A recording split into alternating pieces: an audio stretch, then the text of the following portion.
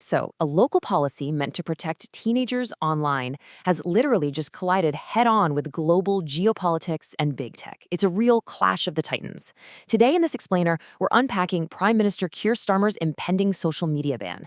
What started out as a strictly domestic initiative to shield young people has suddenly and almost unexpectedly spiraled into a massive transatlantic friction point.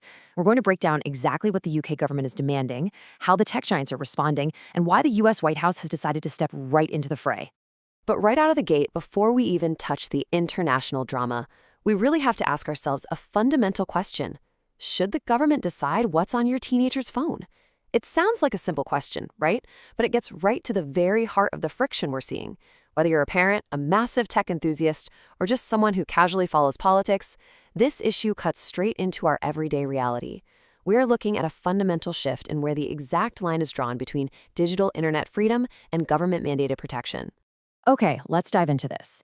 Prime Minister Keir Starmer is officially gearing up for some sweeping social media restrictions specifically targeting under-16s. And the exact word he's using to describe these impending measures? Decisive. This is absolutely crucial because it signals the end of an era. We're moving away from gentle guidelines and voluntary codes of conduct for the digital world. The government is making it abundantly clear that they are preparing concrete, hard-line measures to fundamentally alter how young people interact with the internet.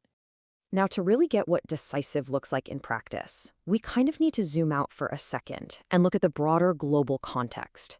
Recently, there have been massive, incredibly vocal calls for the UK to implement an Australia-style ban. If you've been following the news out of Australia, you'll know they've been pushing for broad, sweeping legislative blocks on social media access for minors. The UK's proposed restrictions are shaping up right alongside these exact same demands. Everyone is watching very closely to see exactly how much Starmer's localized UK policy is going to mirror that heavy-handed full ban approach that Australia has pioneered. Here's the really wild part, though. Starmer's approach isn't just about passing some laws in Westminster and just hoping websites eventually comply. The crucial point here is that they are targeting the problem right at the source, the hardware level. This policy is literally designed to alter how smartphones function right out of the box, before a teenager even downloads a single app.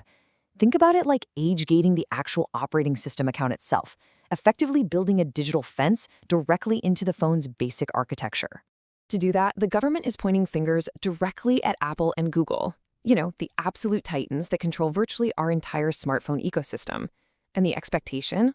Well, they want these firms to activate built-in safety features from the very moment a phone is turned on. The explicit goal here is to stop access to sexually explicit material and to completely ban nude images on children's devices. So instead of playing whack-a-mole and policing individual websites, they're placing the responsibilities squarely on the shoulders of these tech giants to act as the primary structural gatekeepers. Now, what's really interesting about this is how fast it escalated. A hyper-focused, granular UK policy, literally about the default settings on a teenager's phone, has instantly triggered a global geopolitical clash. You might think regulating phone settings is just a purely domestic issue, right?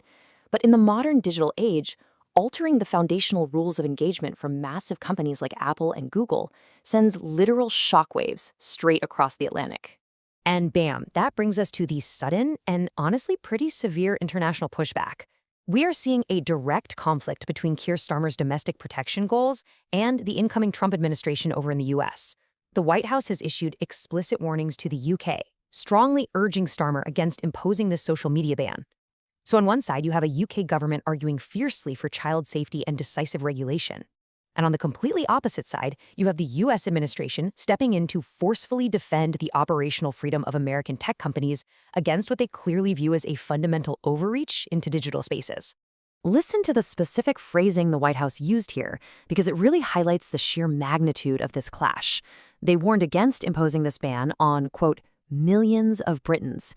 That phrasing isn't accidental at all. It heavily emphasizes the unprecedented scale of this proposed tech regulation. When the US government starts publicly quantifying the impact of another country's domestic legislation on its own citizens, yeah, you know the international scrutiny has reached a boiling point. But look, Starmer isn't just fighting battles in Washington, D.C., right? He's facing a massive, steep uphill battle right at home in the UK. The domestic political friction these proposals have triggered is intense, and it's cutting sharply across all party lines. It is definitely not just a unified government taking on big tech. It's a highly fractured parliament, fiercely arguing over how, or honestly even if, this hardware-level blocking can actually be achieved in the real world.